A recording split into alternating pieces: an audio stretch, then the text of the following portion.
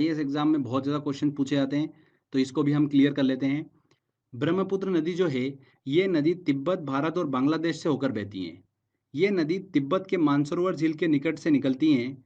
ध्यान रखिएगा, ब्रह्मपुत्र, सतलज और सिंधु नदियाँ, ये नदियाँ जो है तिब्बत के मानसरोवर के आसपास से ही निकलती हैं। ठीक है। तिब्बत से निकलने वाली इस नदी को तिब्बत में यरलुंग जंगबो के नाम से जाना जाता है। किस नाम से जाना जाता है? यरलुंग जंगबो के नाम से जाना जाता है। साथ ही इसे तिब्बत में सांगपो के नाम से भी जाना जाता है। दोनों नाम ध्यान रखिएगा, यरलुंग जंगबो और सांगपो के नाम से जाना जाता है ब्रह्मपुत्र नदी को तिब्बत में। जब यह नदी भारत के असम घाटी में प्रवेश करती है, तब इसे यहाँ पर ब्रह्मपुत्र के नाम से जाना जाता है।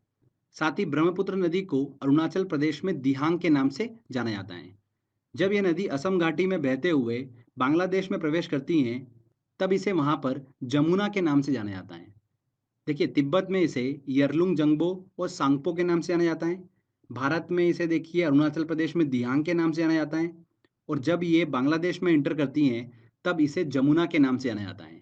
ठीक है, बांग्लादेश में इसे जमुना के नाम से जाना जाता है। बांग्लादेश में देखिए, ये नदी जो है गंगा नदी मतलब पद्मा नदी के साथ में मिल जाती हैं और गंगा ब्रह्मपुत्र संयुक्त रूप से मेघना के नाम से आगे बढ़ती हैं। और विश्व का सबसे बड़ा नदी डेल्टा जो है सुंदरवन डेल्टा का निर्माण करते हुए बंगाल की खाड़ी में जाकर मिल जाती हैं। ठीक है फ्रेंड्स, वेरी वेरी इंपॉर्टेंट है। विश्व का सबसे बड़ा नदी डेल्टा जो है कौन निर्माण करती हैं? गंगा और ब्रह्मपुत्र नदी करती हैं, जिसे सुंदरवन डेल्टा कहते हैं। और लास्ट में ये मेघना नदी जो है बंगाल की खाड़ी में जाकर मिल जाती हैं। क्लियर हुआ आपको? ब्रह्मपुत्र नदी की देखिए सहायक नदियों की बात करते हैं, तो जितना मैं आपको बता रहा हूँ सारी इंपॉर्टेंट है, एक भी मत छोड़िएगा।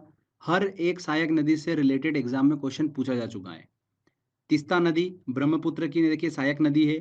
कहाँ से निकलती है? सिक्किम से निकलती है।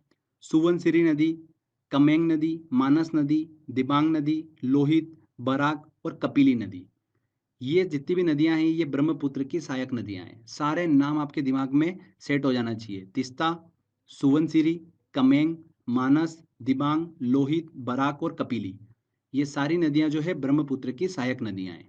इसमें तीस्ता, सुवनसिरी, कमेंग, मानस और दिबांग नदी जो है वो दाएं तट से आकर मिलती है। और लोहित, बराक और दिबांग नदी जो है वो बाएं तट से आकर ब्रह्मपुत्र से मिलती हैं। ओके, कुछ इंपॉर्टेंट पॉइंट डिस्कस कर लेते हैं। तीस्ता नदी का उद्गम कहाँ से होता है? सिक्किम से होता है। पश्चिम बंगाल से होते हुए बांग्लादेश में प्रवेश करती हैं और वहाँ ब्रह्मपुत्र से जाकर मिल जाती हैं। लोहित नदी जो है इसे खून की नदी के नाम से भी जाना जाता है। किस नदी को खून की नदी के नाम से जाना जाता है? लोहित नदी को। बराक नदी जो है ये मणिपुर की पहाड़ियों से निकलती हैं। मणिपुर से होते हुए मिजोरम में एंटर करती हैं। असम होते हुए ये बांग्लादेश में प्रवेश करती हैं और मेघना नदी में जाकर मिल जाती हैं। बराक नदी जो है अरुणाचल प्रदेश में एंटर नहीं करती हैं। ये चीज़ आप जरूर ध्यान रखिएगा। ब्रह्मपुत्र नदी जो है गंगा नदी के साथ मिलकर विश्व के सबसे बड़े नदी डेल्टा सुंदरवन डेल्टा का निर्माण करती हैं, जैसा कि हम डिस्कस कर चुके हैं। ब्रह्मपुत्र नदी में ही विश्व का सबसे बड़ा नदी द्वीप, वर्ल्ड लार्जेस्ट रिवर आइलैंड जो है माजुली, वो स्थित है। कहाँ पर? असम में। माजुली जो है वो विश्व का सबसे बड़ा नदी द्वीप है, ब्रह्मपुत्र नदी में स्थित है। ठीक है, असम में। ये चीज़ आप ध्यान रखिएगा। तो ये ब्रह्मपुत्र नदी तंत्र को हमने अच्छे से डिस्कस करा है। इसमें ब्रह्मपुत्र की सहायक नदियाँ जो मैंने आपको बताई है वो आप बिल्कुल ध्यान रखिएगा। वहाँ से एग्जाम में देखिए बहुत क्वेश्चन पूछे जाते हैं। तो फ्रेंड्स, ये देखिए हमने अच्छे से हिमालयी नदी तंत्र को डिस्कस करा, जिसमें हमने सिंधु नदी तंत्र, गंगा नदी तंत्र और ब्रह्मपुत्र नदी तंत्र को अच्छे से डिस्कस करा है। क्लियर? इसके बाद देखिए आगे हम